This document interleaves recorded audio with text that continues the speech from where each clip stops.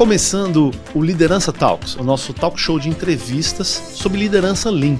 A cada edição, entrevistas exclusivas com líderes das maiores empresas do Brasil e do mundo sobre o papel da liderança para melhorar a gestão das organizações, sempre sob a ótica do sistema Lean, método de gestão originário do sistema Toyota, uma evolução em gestão no mundo e que o Lean Institute Brasil apoia a implementação nas empresas há mais de 25 anos.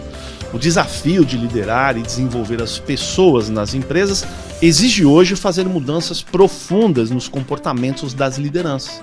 Parece fácil, mas não é. Exige conhecimentos específicos, aprendizados intensivos e muita prática no cotidiano das organizações. Para aprofundar esse tema, eu vou entrevistar aqui o Robson Gouveia. Ele é diretor do Lean Institute Brasil, já apoiou transformações Lean em dezenas de empresas, é coautor do livro Gerenciamento Diário para Executar a Estratégia e é especialista em liderança sob a ótica do sistema Lean. O Robson vai nos explicar hoje uma série de comportamentos essenciais que lideranças precisam entender, incorporar e praticar. Só assim podem se tornar de fato líderes Lean. Então, nem pense em sair daí. O Liderança Talks de hoje está imperdível e está só começando.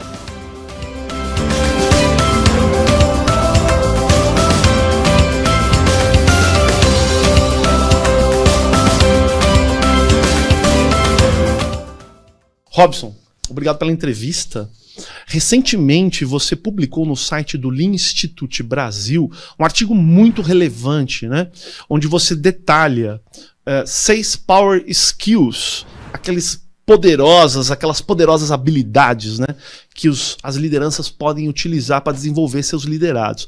Eu queria discutir com você aqui esses Power Skills que você tão bem detalhou lá no site do Lean Institute. A gente pode até colocar o link, né, na descrição do vídeo para as pessoas acessarem o site, né? Então eu queria falar com você primeiro, um primeiro Power Skills que você detalhou lá muito bem, né, que é sobre segurança psicológica, né? Você entrevistou recentemente uma autoridade no assunto, né, que é o Ricardo Oresson, ombudsman do Itaú, sobre segurança psicológica, mas eu queria muito saber a sua avaliação como consultor do Lean Institute Brasil, né?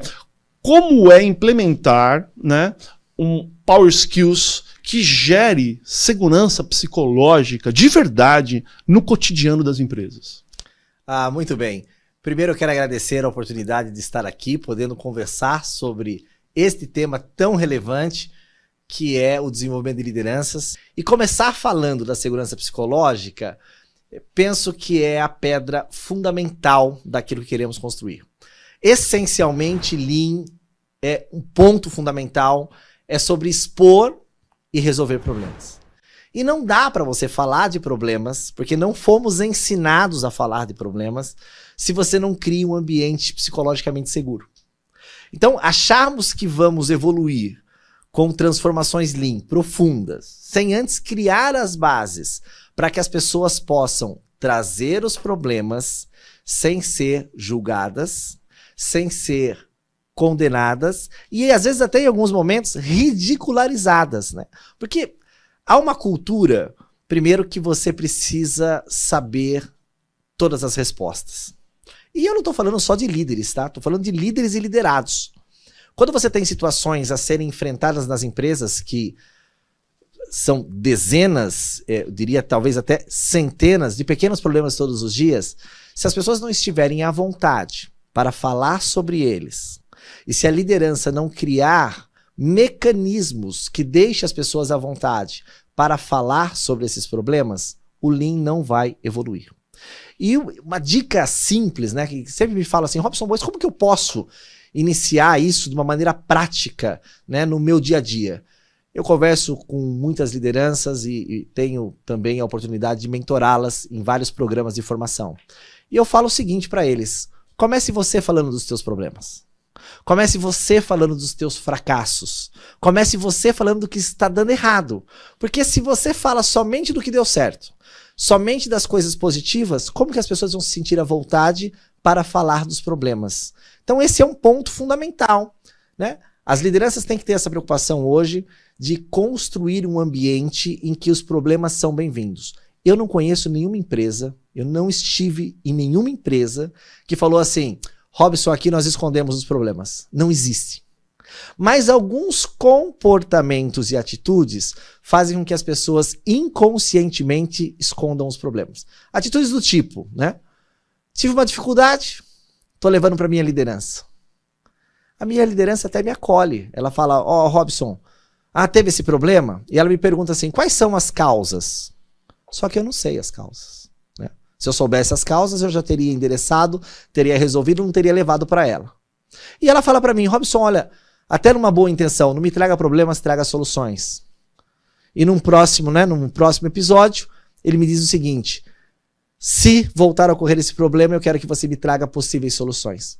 Passado 15, 20 dias, no dia a dia das empresas, né, surge um outro problema. E eu tive que enfrentá-lo, esse problema. Não consegui resolver e tenho que voltar a falar com o meu gestor, com a minha liderança imediata. Aí, vou até a sala dele e falo, aconteceu um problema novamente. Ele fala assim, Robson, de novo? Esse de novo já me gela, né? Porque quando ele fala de novo, eu já me sinto inseguro.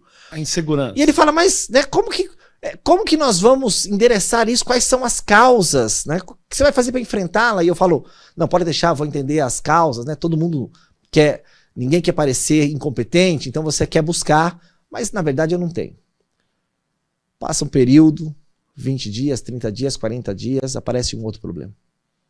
E eu falo, puxa, eu tenho que comunicar novamente com o meu gestor. De novo. De novo. E no meio do caminho, né, eu tô me direcionando, me dirigindo até a sala dele, no meio do caminho, eu começo a pensar, ele vai perguntar se eu já sei as causas. Eu não sei.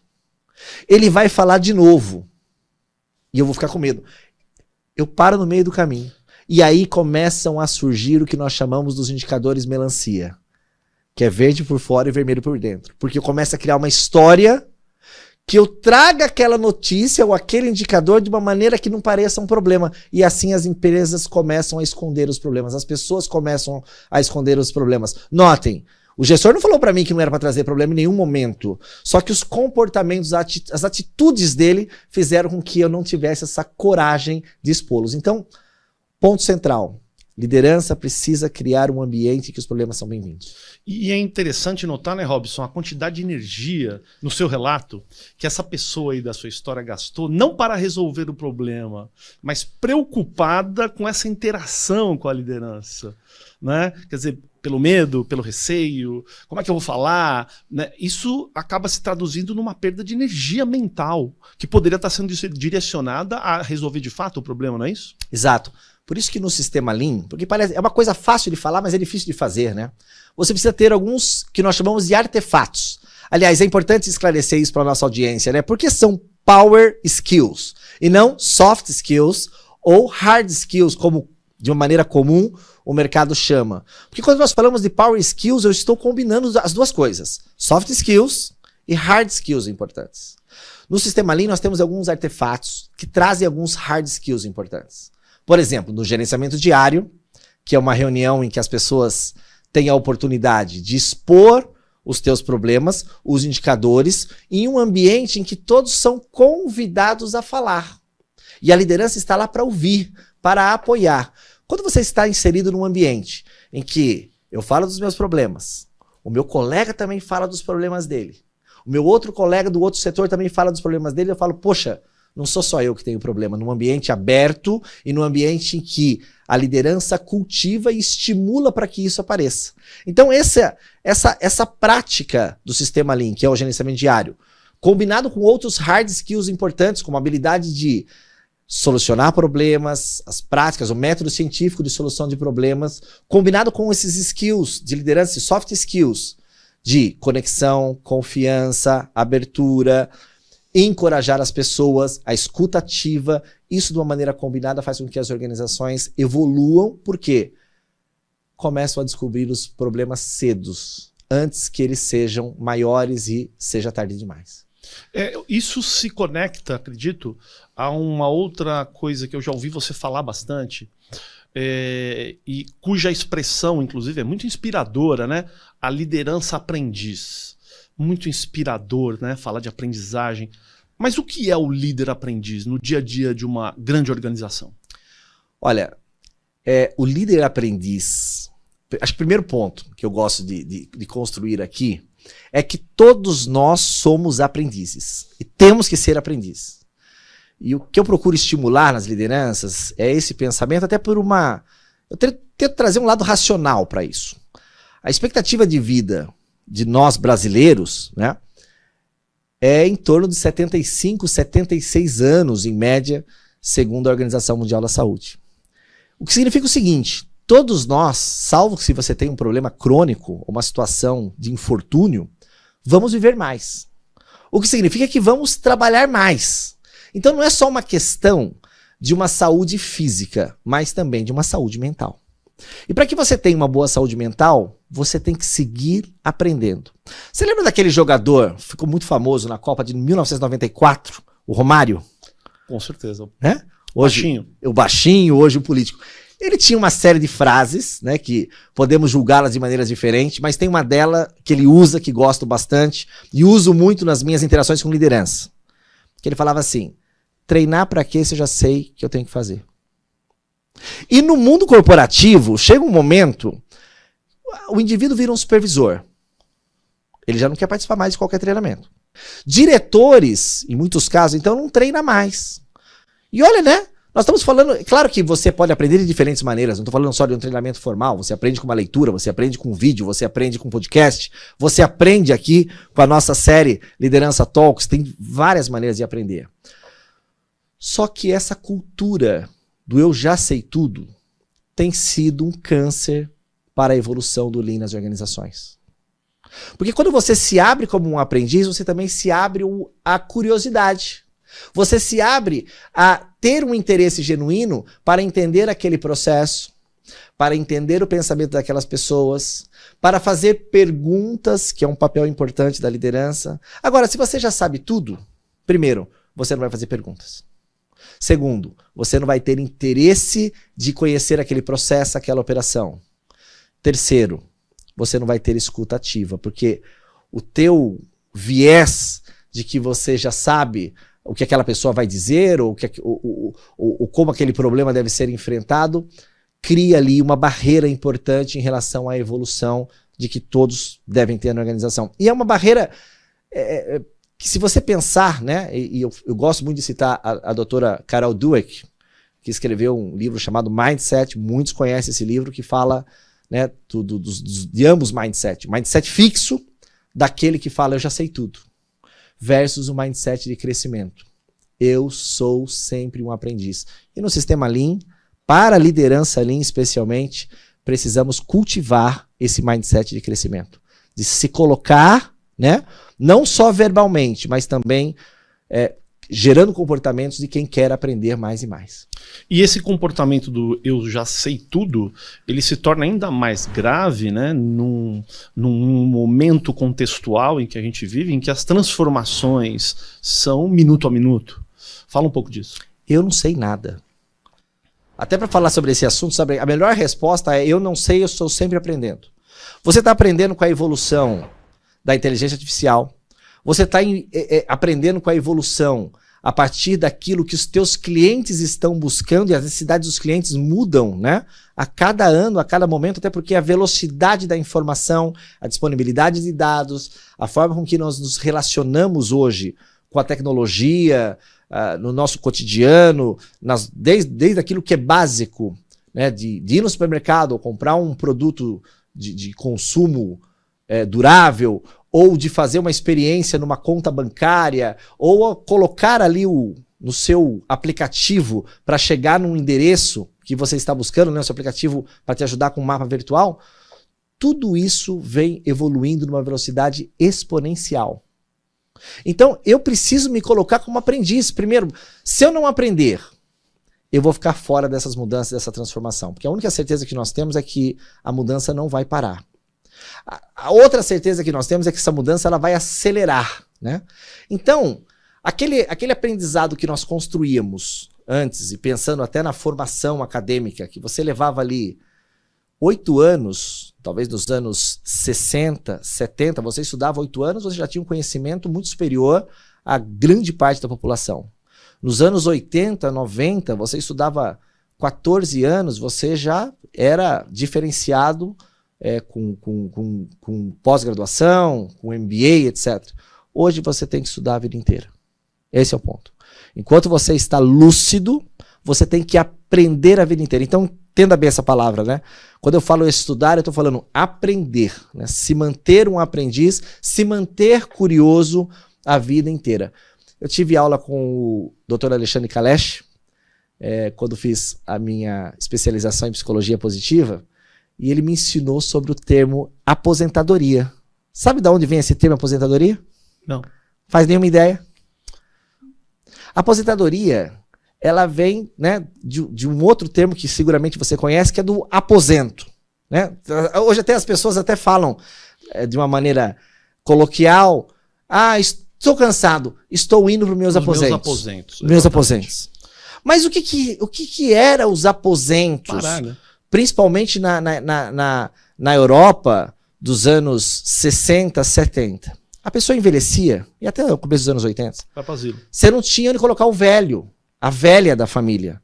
Então o que eles faziam? Eles criavam uma área totalmente separada do convívio familiar, que era chamada aposento.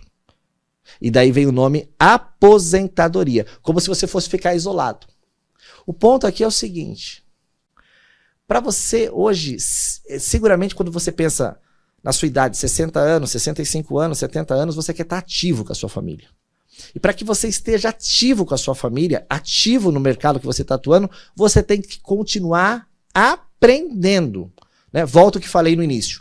Não é uma questão só de mobilidade, de saúde física, mas também de saúde mental. Então, se tem um estímulo, se faltava um estímulo, né, para as pessoas seguirem aprendendo, além dessas contínuas evoluções, essa revolução, e posso usar essa palavra, revolução tecnológica que nós estamos tendo agora, todos nós vamos viver mais, todos nós vamos ter que trabalhar mais, todos nós temos que seguir aprendendo.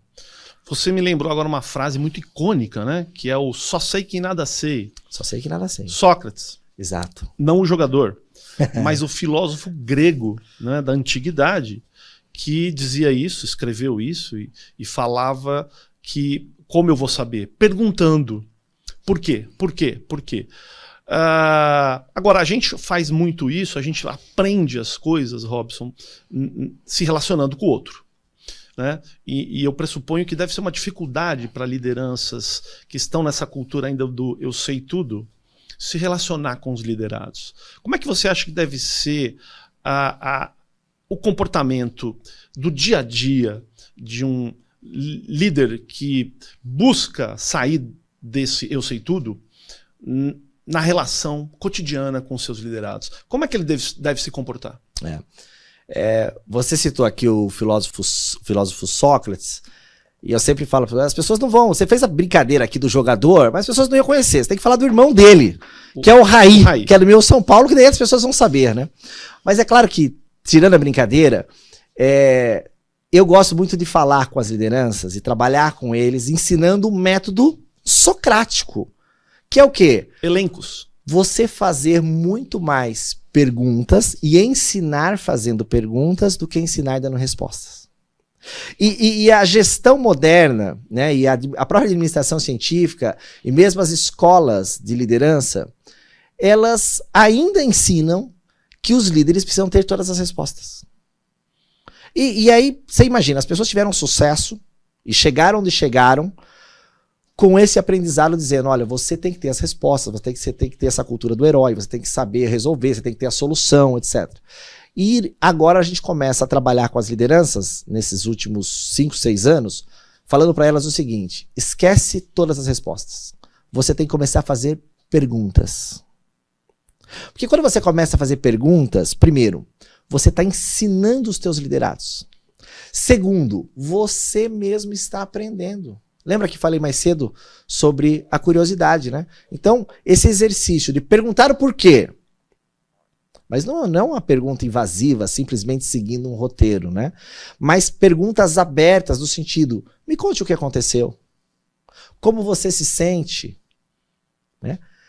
Pode me descrever o que ocorreu? Esse tipo de pergunta, primeiro, faz com que as pessoas pensem. E você, quando você está fazendo alguém pensar, você está a respeito de um problema, você está fazendo aquela pessoa aprender e despertar um lado importante do cérebro, que é o pensamento reflexivo, e você, líder, vai ter a oportunidade de aprender mais e mais com aquele indivíduo e com aquele processo. Então, fazer perguntas é um caminho fundamental para essa nova liderança, é um power skill fundamental também. Ouvindo você falar, Robson, parece que é fácil colocar tudo isso em prática, né? Mas a gente sabe, os consultores do Lean Institute Brasil atuam muito nas organizações também, né, ajudando, apoiando as lideranças. E aí eu chego no liderar com respeito, né, que é, digamos assim, o arcabouço prático, conceitual e prático do sistema Lean de liderança. O que é o liderar com respeito na prática, no dia a dia de uma empresa? Primeiro nós precisamos separar o que é o respeito para nós, povo latino-americano, que muitas vezes as pessoas confundem o respeito com a educação, né? Evidentemente que você tratar as pessoas com respeito é a premissa de tudo. Então você perguntar para a pessoa como ela está, dar bom dia, dar boa tarde, cumprimentá-la, falar sobre a família, né, que são questões ligadas ao respeito social, isso é fundamental. Mas não é disso que nós estamos falando quando nós trazemos as práticas de liderar com respeito sob a ótica Lean. Respeito para nós no Lean são 7 práticas. Sendo a primeira, desafiar. Quando eu desafio alguém, eu estou respeitando ela. Você desafia alguém ou você dá um desafio para alguém que você não confia? Claro que não. Claro que não. Então quando aquela pessoa recebe um desafio, seja uma meta, seja uma entrega, seja uma apresentação, seja uma entrevista que ela vai dar, aquela pessoa ela se sente respeitada porque você confia nela. Só que não basta somente dar o desafio se você não colocar em prática o segundo conceito importante de liderar com respeito, que é apoiá-la. Eu te dou um desafio, mas eu, líder, vou te apoiar. E esse apoiar significa o seguinte, até dar certo. Que também acontece muito assim. A pessoa dá um desafio, na primeira tentativa, o indivíduo falha e o líder fala, deixa que eu faço. Ele não tá desenvolvendo a sua equipe e ele não está liderando com respeito, porque a pessoa fala assim, pô, peraí, quer dizer que aqui não pode falhar então, né? Falávamos da segurança psicológica, a primeira tentativa que fiz, e aí tem muito também do modelo de liderança modelador, você não fez do meu jeito, não tá bom, né? Então, dá o desafio, é o comando e controle, dá o desafio e apoia, né? A terceira prática é a escuta. E nós estamos falando de escuta ativa, né? Porque hoje você tem tantos meios de distração que começa com um simples fato, às vezes a pessoa ela nem percebe, mas só o fato de você estar com o seu celular na mão, conversando comigo, mesmo que você esteja olhando para mim, que às vezes não acontece, às vezes a pessoa está conversando com você, respondendo mensagem, mas só o fato de você estar com o celular na mão significa que você está desviando a sua atenção ou dividindo a sua atenção entre o nosso diálogo e o celular que está na sua mão, prestes a tocar ou prestes a vibrar em relação àquela mensagem. Escuta ativa significa o seguinte, eu tenho interesse genuíno em você. E eu quero escutar o que você me diz, o dito e o não dito. Quero escutar o que você está verbalizando, quero escutar o seu comportamento. Imagine isso numa reunião, né? Na reunião você tem que perceber as pessoas, não só o que elas estão falando, mas também como elas estão se comportando, se elas estão à vontade, se elas estão trazendo um não verbal. Então quando eu falo de escuta com as lideranças, né, eu digo assim, é escuta sem interromper. E não é essa escuta que eu estou te escutando para já pensando na resposta que eu vou te dar. Não, eu escuto, eu processo, eu entendo o que você me trouxe e depois eu faço as minhas perguntas ou coloco a minha posição. Isso é uma prática extremamente importante. Além de escutar, desafiar, apoiar, o líder tem que ensinar. Porque quando você me ensina algo, você me respeita. Primeiro que você está me ensinando é porque você entende que eu tenho a capacidade de aprender, e aprender também é uma prática entre essas 7 práticas do liderar com respeito. Eu, líder, entendo que sou um aprendiz, e quando eu entendo que eu sou um aprendiz, eu também entendo que os meus liderados são capazes de aprender, né? Falo isso muito até para os meus filhos. O aprendizado não vem da genialidade ou do seu QI, mas o quanto você se esforça. Você toca algum instrumento musical? Se esforçar para aprender. Para aprender. Você toca algum instrumento musical? Um pouquinho. Qual? Me conte. Violão. Violão. Quanto tempo você estudou para tocar violão? Desde adolescente, é um tempão. Eu não toco violão. Quer saber quanto que eu estudei para tocar violão? Zero. Zero. Por isso que eu não toco violão. Então olha que interessante isso, né? E sempre nas nossas discussões corporativas eu trago esse ponto. Você fala inglês fluente? Falo. E você, fala inglês fluente? Eu não falo. Você estuda inglês? Não estudo. Então por isso eu não falo. E essa é uma mentalidade de que eu posso ensinar e você pode aprender. Depende do seu esforço, da sua dedicação. Então isso é uma mentalidade extremamente importante. E completando, né? Tem o trabalho em equipe. E quando nós falamos de trabalhar em equipe como uma prática de liderar com respeito, eu não estou falando da equipe vertical, porque isso é um conceito dos anos 70, 80. Evidentemente que você tem que trabalhar você com a sua equipe, evidentemente. Eu estou falando das equipes horizontais. Como você trabalha com os teus pares. E como você estimula a sua equipe a trabalhar com os teus pares. Porque as organizações, embora elas estejam estruturadas de maneira vertical, os clientes as enxergam de maneira horizontal. Quando você compra um produto ou um serviço, você não quer saber por quantos departamentos aquilo passou. Você quer saber da entrega. Então vamos lá. Ensinar, aprender, apoiar, desafiar, escutar. 6 práticas. A 7ª prática importante, que é a base disso tudo. Vá ver você mesmo. Ir ao Gemba. Ir ao Gemba, como nós gostamos de falar. É a minha próxima pergunta. Já que você tocou nesse assunto, já vou emendá-la. Por favor. Como um líder tem de ir ao Gemba? Eu quero dizer o seguinte, há uma forma errada e uma forma certa, ou há maneiras incorretas, equivocadas de ir ao Gemba, e obviamente maneiras mais adequadas e produtivas. Qual é essa diferença? Tudo começa com um erro crucial de um aprendizado, ou talvez uma mensagem equivocada de muitos anos, que as pessoas associaram Gemba a chão de fábrica. As pessoas traduziram Gemba, que é uma palavra japonesa que vem de Genchi, E não é, né? a chão de fábrica. E não significa isso. Primeiro ponto, que acho que é importante a nossa audiência entender. Gemba significa local real. Se o seu local real é uma operação fabril, aquele é seu Gemba. Se o seu local real é uma área comercial, o seu Gemba pode estar lá junto aos seus clientes, aos influenciadores, né? Se o seu local real é um escritório, se o seu local real é um desenvolvimento de software, você tem que estar próximo das pessoas onde o trabalho é executado, onde o valor é criado. E respondendo aqui a sua pergunta, né, se existe uma maneira correta de se fazer isso, primeiro, vá com a disposição de ouvir, de entender primeiro o que está acontecendo, observando com os seus próprios olhos, porque por conta dessa cultura, né, de problemas não são bem-vindos, que é uma cultura muito danosa às transformações Lean, o que as pessoas levam nas apresentações de PowerPoint na sala, nas reuniões de final de mês? O sucesso, as soluções. Só o sucesso. Os números. Só os números bons, lindos, vamos... os números verdes. Sim. Você olha para aquela apresentação, você fala, meu Deus, essa empresa é maravilhosa. Só que você entra no Reclame Aqui, tem uma série de reclamações de clientes. Sociais. Né? Então, quando você vai no local real, entender o trabalho real, você vai descobrir a empresa realmente que você tem. Ouvindo os clientes, ouvindo as pessoas. E vá com o seguinte viés. Né? Essa é uma dica importante para as lideranças. Chegue lá e faça o seguinte disclaimer. Pessoal, não vim aqui hoje ver as coisas boas. As coisas boas já aparecem nos resultados que nós acompanhamos, já aparecem como os clientes estão nos prestigiando, nas ações da companhia, nas reuniões de conselho.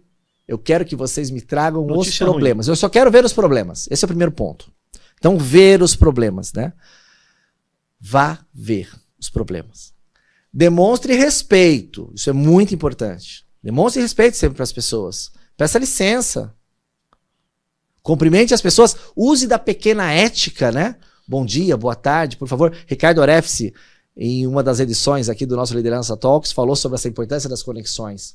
É difícil as pessoas falarem de problemas com você se nem bom dia você dá para elas. Se você nem enxerga elas. Então, demonstre respeito. E respeito em sua amplitude. Né? E por fim... Mas também não pode gerar culpa, né? De maneira alguma. De maneira alguma. De maneira alguma. Né? E por fim, e não necessariamente nesta sequência, pergunte por quê.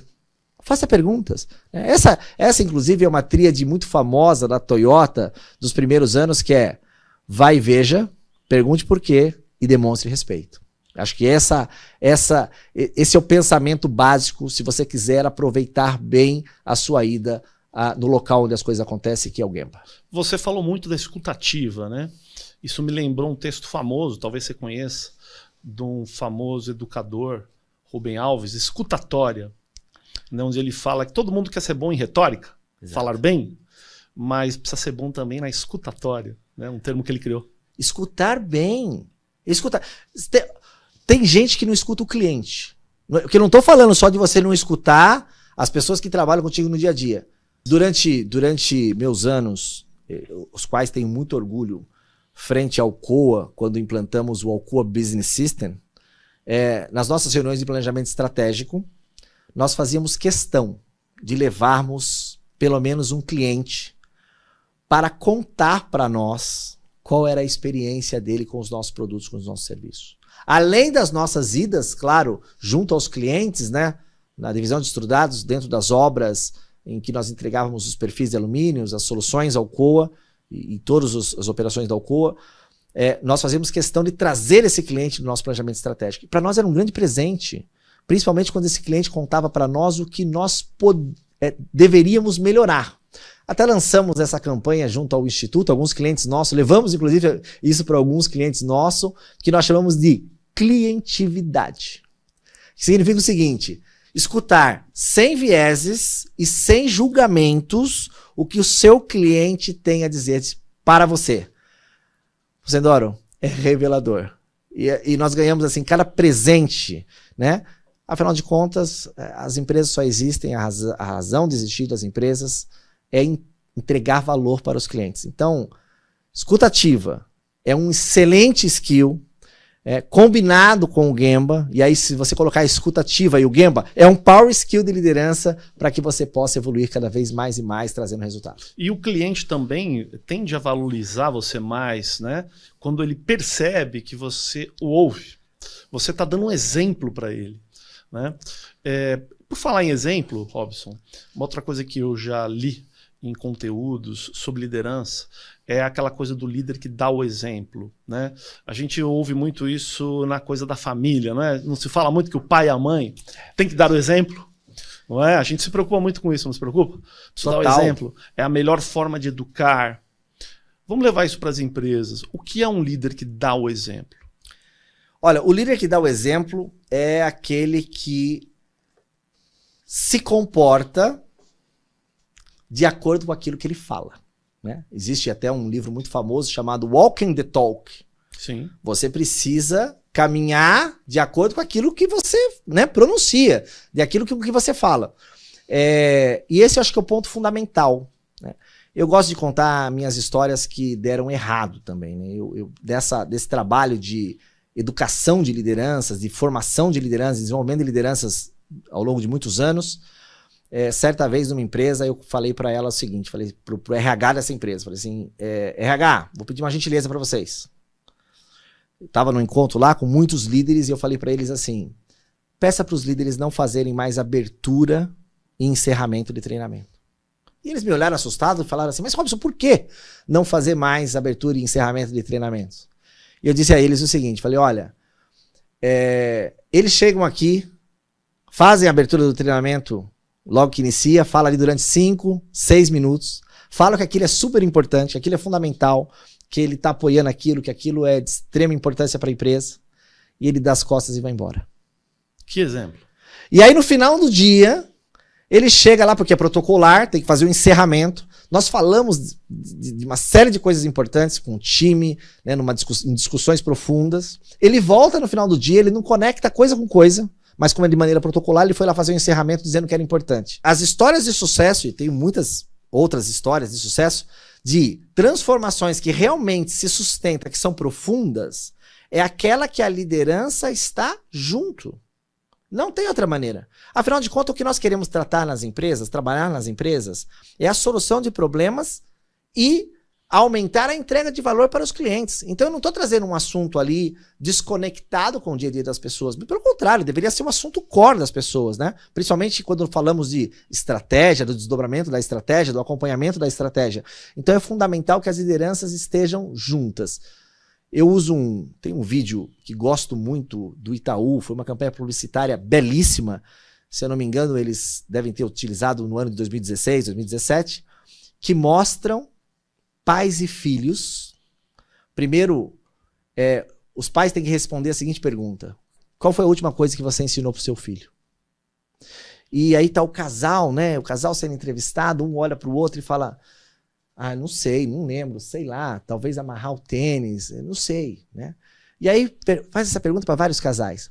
Depois eles mostram os filhos respondendo a seguinte pergunta: o que o seu pai te ensinou?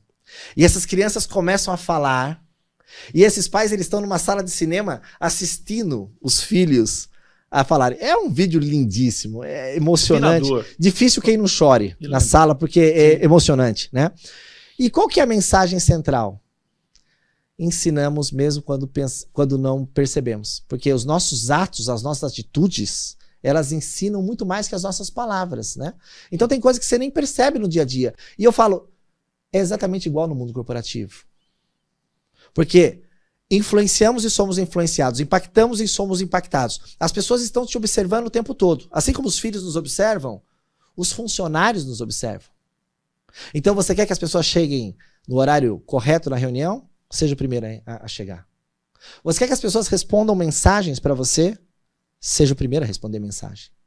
A sua atitude é o que vai trazer ali essa cultura, a cultura que você quer implementar. Não tem como, você pode fazer o mais belo discurso.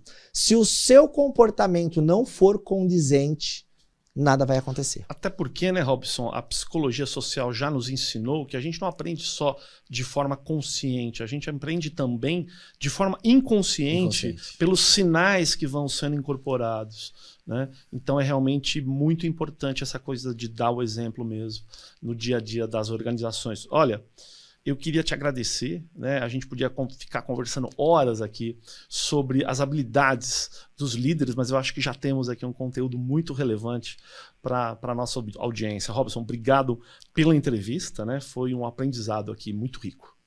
Eu que agradeço essa oportunidade. Quero aproveitar para reforçar o convite para que as pessoas possam acompanhar o Liderança Talks. Temos conteúdos relevantes, exclusivos e que vão ser muito importantes para a evolução da liderança e da cultura organizacional. O que nós queremos aqui é ensinar coisas que possam efetivamente potencializar as transformações. Então, meu muito obrigado. Em nome do Lean Institute Brasil, nós, o Instituto, estamos sempre à disposição para apoiar aí as empresas nesse processo evolutivo tão importante e tão necessário nos tempos atuais. Obrigado. E nós estamos terminando o nosso Liderança Talks. Obrigado a todos pela audiência. Em breve a gente volta com mais uma edição do nosso talk show sobre liderança. Muito obrigado e até lá.